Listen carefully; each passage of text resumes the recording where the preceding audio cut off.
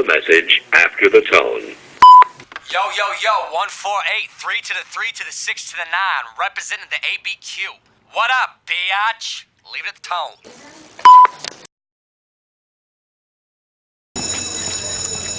Chemistry is the study of matter, but I prefer to see it as the study of change.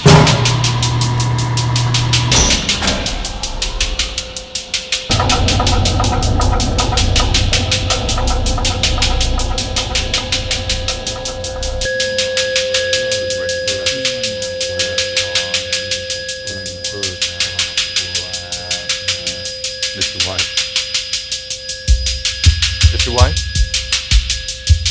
You understood what I've just said to you. Yeah. Lung cancer. Inoperable. DEA took all your money, your lab. You got nothing. Square one.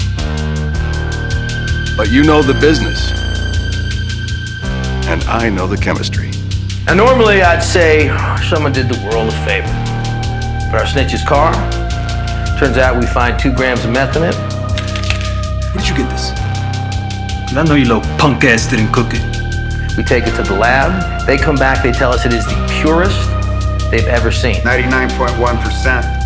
I mean, our chemist is blown away, said he couldn't do the same thing better. Worse yet, it didn't come out of some super lab in Mexico. We're thinking this was cooked right here in the land of enchantment. The car was abandoned in what appears to be a cook site. This is the only other thing left behind, so be on notice. We got new players in town.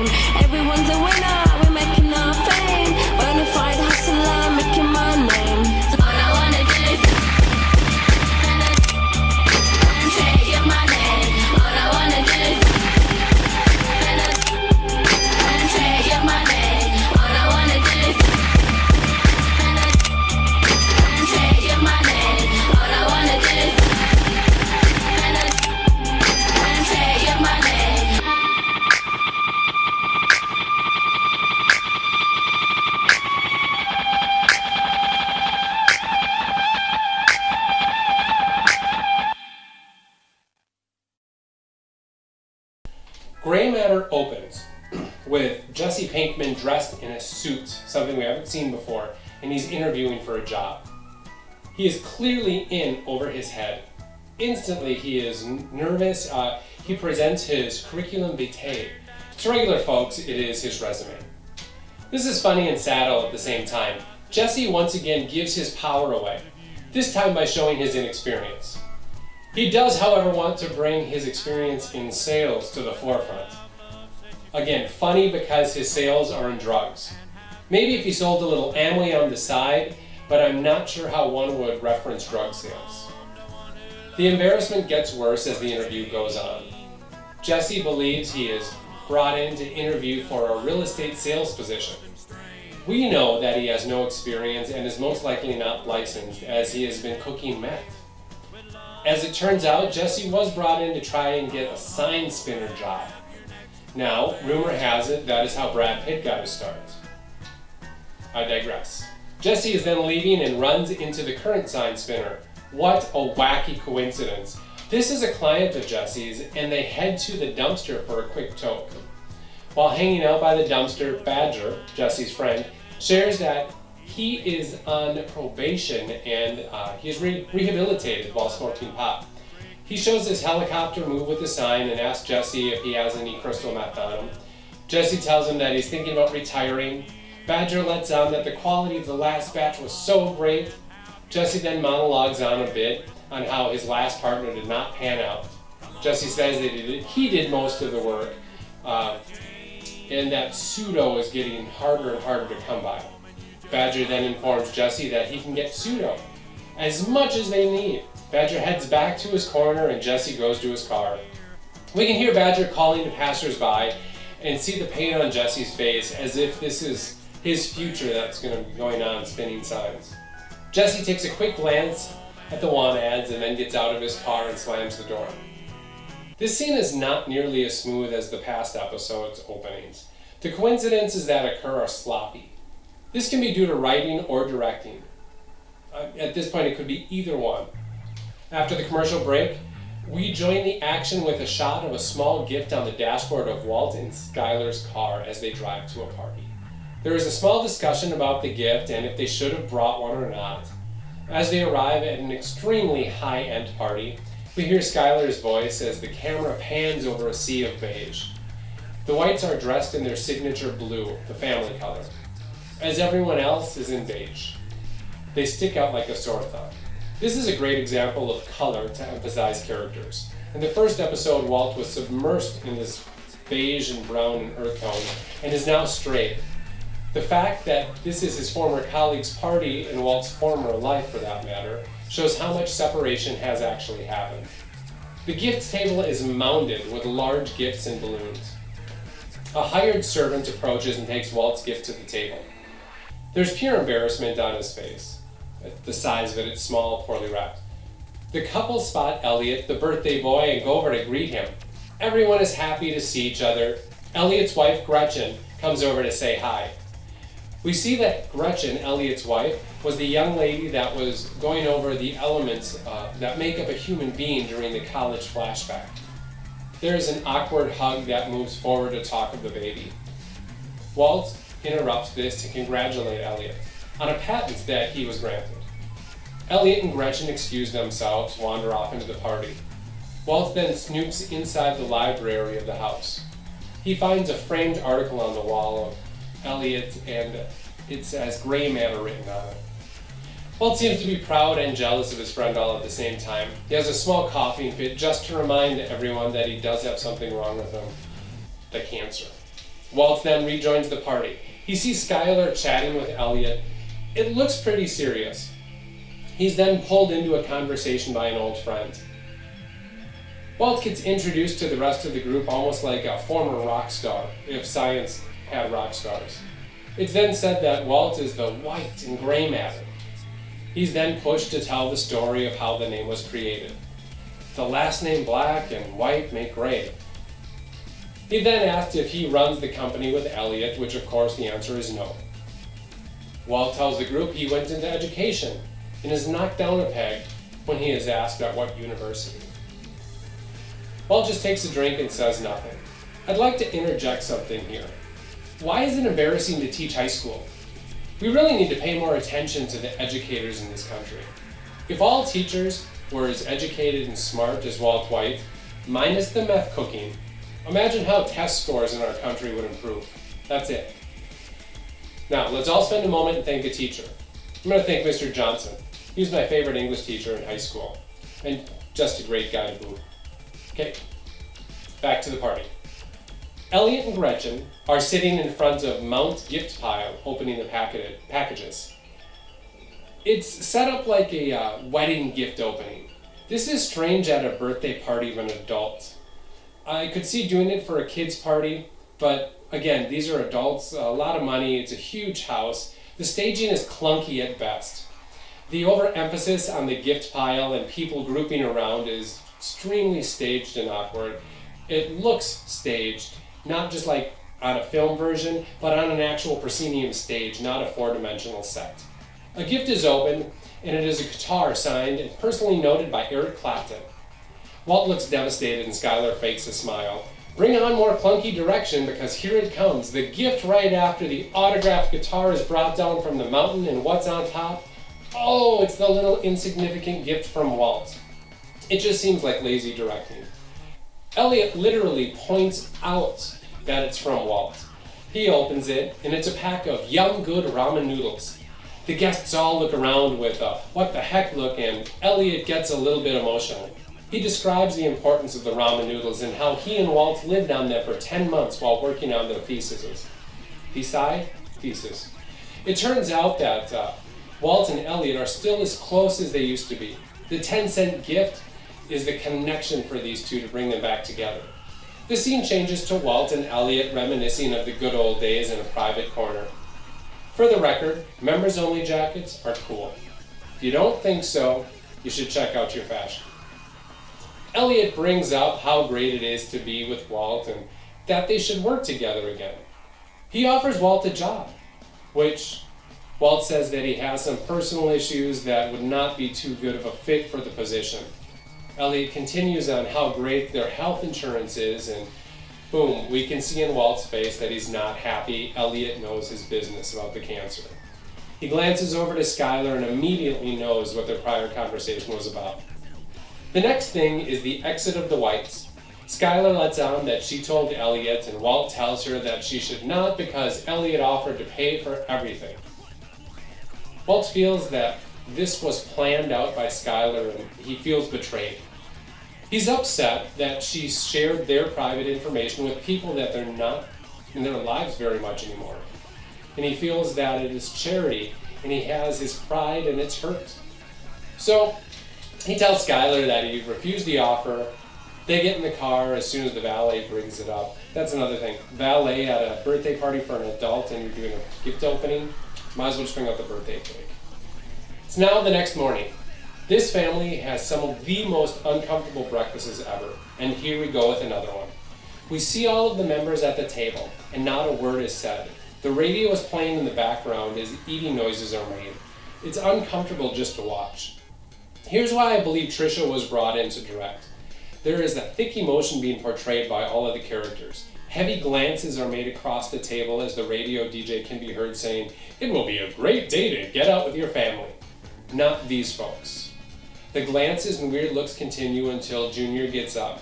Walt asks if he is ready to go and is met with a taking the bus. Skylar and Walt have a small reaction, then Skylar gets up to clear the table. The direction was absolutely wonderful here. The entire scene portrayed the conditions of the family with very few words said. The body language was exquisite. It does not make up for the party scene, but is well crafted and interesting to watch, and I recommend watching it a second time. Meanwhile, at the Pinkman household, we see a Pontiac Fiero park on the street. The camera is shooting it through the closed gates as if to say that this character is not part of the inner circle with Jesse. He then just walks up and bangs on the RV. What was the point of showing him through the closed gates only to have him knock on the RV, which is in the driveway behind the gates? Who let him in the gates? Why is this important? This is actually what would let us know how close he and Jesse are. It is the insight into the character and the relationship. If he knocked on the RV, that means he knew Jesse was in there, but the gate was closed. Or did Jesse not know he was coming and just start hanging out in the RV? Maybe. I say sloppy directing or editing, because they might have shot it and it got cut on the editing room floor. Along with this, a Pontiac Fiero, this guy is on probation and a drug user. Now, he could have had the car for years or just picked it up. Either way, this is a slightly sought-after vehicle that says quite a bit on the character. This car is older, 20 plus years old, and is going to need a lot of general maintenance and can barely haul a little bit more than a smart car. So this Badger fellow is most likely fuel conscious, worried about economics, and he still wants to look cool. He also would have to be slightly mechanically inclined for this car to be looking and sounding as good as it does in the scene. That, or pay someone to do it, but on a sign twirl or salary, I don't think so. Badger enters the RV and notices the bullet holes in the door. Jesse convinces him that they are vent holes. Okay. He then gives a quick tour and tells Badger that he used to have much more equipment until his ex-partner wrecked most of it. Gotta tell you, at this point I was done with the episode. The student has become the master scenario is tighter. I thought it was dead, but nope, here it is. Not only has Jesse retained all of this information after only working with Walt on one cook, but he is instructing Badger. It's just basic chemistry, yo. Nice. Badger then gives him all of the pseudo and reveals that he brought a crossbow for hunting javelinas. Javelinas are hoofed animals in the pig family. Thank goodness for the music. We hear music start. I will call it an upbeat jive rhythm, and we see the RV in the desert. The music instantly starts to make the entire thing look and feel better. And then here comes the sloppy direction. It's a train wreck of a montage. The clear separation of filming is comical. I understand that you have to film these things separately because of the space on set and set up, break down, reset up. But this was literally comical for all of the wrong reasons. It was as if the director was trying to imitate the pilot episode when Walt was cooking with Jesse as a cartoon. This can not only be on the director, however, because again, the writing is involved here. Editing does a fantastic job with making some of interesting moments to show the passage of time. Across town, Walt Jr. is with a couple of friends having a discussion outside of a convenience store. They're talking about who is going to try and get some beer. After some quick banter, Jr. is going to ask customers to buy him a six-pack. Jr. walks up to this guy and asks, "Oh, golly, what a coincidence. It turns out this guy is a police officer."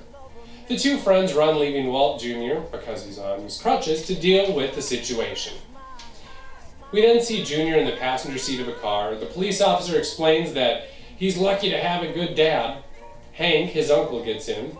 Hank gives him a look, and Jr. tries to defend his behavior by asking if he'd ever tried to buy beer when he was younger.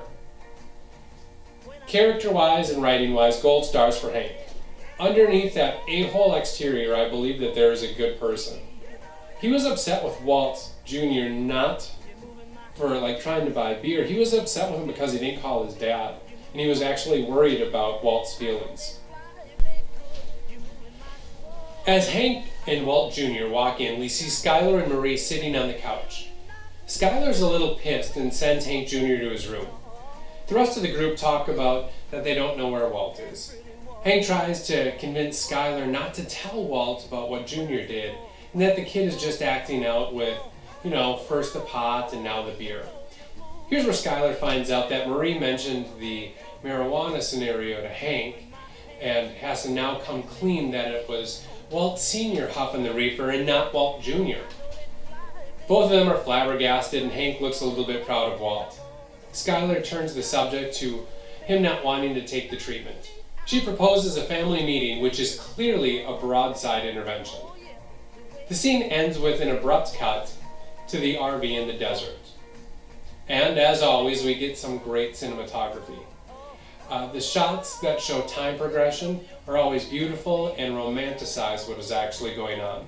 In this case, cooking meth. The audio begins with Badger telling Jesse that he is a genius and how great the meth looks. Writing and directing go right out the window again. This one is mostly writing. Jesse's now all concerned with the quality, and he's inspecting the meth as if it's the Hope Diamond. He's upset with the cloudy look to the rocks. Badger says that it looks good enough, and Jesse disagrees. He throws the batch out in the desert and tells Badger the customers demand a certain standard, which they have never demanded before, it seems. They're going to do it again and again until they get it right. Well, here's the problem with this situation. We have not seen the growth in Jesse's character to be concerned at this level. At the last cook, Jesse was the guy screwing around. And I understand the whole reversal that is being attempted, but this means that Jesse not only worked on his vocabulary, the proper use of the chemistry tools, but he has grown as a person overnight. I'm not saying that this is not a possibility, but not too long ago this guy was nailing a prostitute while smoking meth in a roadside motel. And this is also the same guy that was tweaking out in his parents' backyard. Personal growth is a very attainable thing for this character, but the timeline is excessively short for this kind of accelerated personal growth. Now later that day, we see the Aztec pull into the driveway. Walt enters to find Skylar, Hank, Walt Jr., and Marie sitting in the living room with a party platter wrapped in cellophane. Walt is asked to sit. Here again we get some nice tension and angst. Hank goes for the cheese on the party platter, and we can hear the clock tick-tock loudly in the background. Hank then offers cheese to his wife and Walt Jr. without speaking, There are individual shots that show some distressed glances, but no words are said. Meanwhile, Jesse is finishing his second Coke. He inspects the rock again and tells Badger that they can do better. Badger loses it, and we have a classic junior high slappy fight scene. You know, the big guy picks up the little guy and smashes things. Badger yelling helicopter was a bit humorous, but in this case it added to the unrealistic nature of this interaction. And by the way, that is not the helicopter sign move from earlier.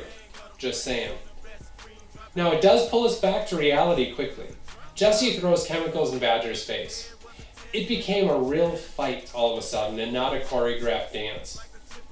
Badger gets kicked out of the RV and goes for his crossbow. He lands an arrow in the back of the vehicle as he runs after it. There's this nice shot of him running after the RV, what looks like in the sunset. The music kicks in, and as usual, a spectacular audio-visual pairing. At the White House, we open to Skylar holding a pillow that says, "Find joy in the little things." She tells Walt that his choices are not in the best interest of their family. In typical talking circle style, you have to be holding an object. In this case, it's the pillow to talk. She does not let Walt respond and offers the pillow to Hank, who is deep into the cheese platter. Hank is nervous and is not really sure what to say to the group. After telling Walt how much he cares about him, which comes across as a true, honest feeling, Hank uses some horrible metaphors that nobody understands about the cancer situation. The confused looks from the other family members add a lot to the scene. Hank then tells Walt that he is with Skylar and he should let Elliot pay for it. Walt Jr. then gets the pillow and opens up with a little profanity. He straight up calls Walt a pussy, and as a physically challenged man, he has plenty of ground to stand on. Jr. is angry that Walt is afraid of a little bit of chemo when he has had to go through his entire life on crutches and with his physical incapabilities. The pillow goes to Marie. She agrees with Walt, and Skylar gets upset about this. Marie explains that she has seen it all before and does not believe Walt should go through it. Hank jumps on the bandwagon and agrees with Marie and Walt. The situation turns into a verbal altercation that increases in volume over and over until it reaches a head where Walt whistles and takes the pillow. Now, Bryan Cranston's acting in this scene is leaps and bounds above the other folks in the room. This could just be us having sympathy for the guy with the cancer, but I don't believe it is. He nails this scene. While describing how he feels and that he has not had any choices in life, the thought process that the actor has as a character is visible and it's quite heartbreaking. He feels that this is his choice to make and what the actual survival rate will be and what condition he will be in as life goes on. He reiterates the image of chemotherapy for everyone and fears that this is how he is going to be remembered. His monologue is worth a second and third watch. The raw emotion that is brought to the scene from this one actor character is almost like the JV playing a professional team. It may have been a directorial choice, but it looks and feels like the other performers gave good and excellent performances, but they were just topped out by Cranston because his performance was spectacular in this. The levels of emotion were just not on the same scale with the other actors. The conversation ends with Walt saying he chooses not to do it. It's now the next morning. Walt is in bed and deep in morning thought. He's alone. He smells Skylar's pillow and he draws attention to the books on her nightstand. The direction here gets a little sloppy. He runs his finger over the books for the camera. It's not the character, you can tell. They want you to see those books. It's not him concentrating on them. Walt then grabs what looks like face cream and he smells it. Now this seems more like it's for Walt, the character, and not the director pointing it out for the camera. Now, again, as he puts the cream back, the camera holds on this stack of books. Now, just in case you missed it last time, Skylar's reading a stack of books about fighting cancer. Did you get that? Oh, my books about cancer. It's just over the top, it's in your face. We know the extent that this woman is going through to care for her husband. Walt knows it. Everyone knows it. We did not need it reiterated to us again and again. Now we cut to Skylar in the kitchen washing dishes quietly by herself. Walt embraces her from behind and agrees to do the treatment. We get a lot more tension with no words, which we've seen so many times in this episode. Skylar stares off and noises are made with the dishes. The music is a light soap opera piano as she turns to hug him. Walt tells her it's going to be okay. Now the treatment is, we're guessing, started because Walt and Walt Jr. are sitting in a waiting room. With the use of some close-ups, there's a lighthearted smile given between the two. Skylar joins them and tells Walt that, hey, they can pay for it up front since the doctor's not on their HMO.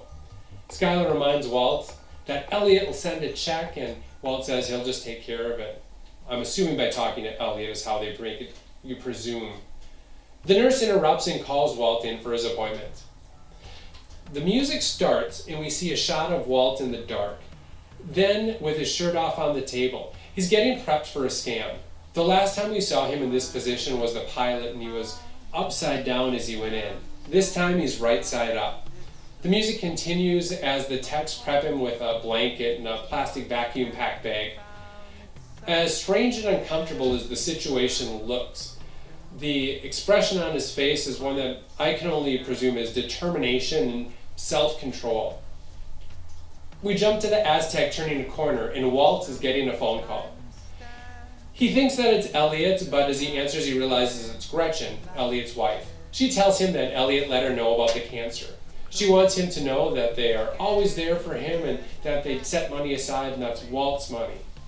She questions if the coldness is about her, and Walt turns down the offer and lies about the insurance coming through and the HMO is going to pay for it, but thanks, but no.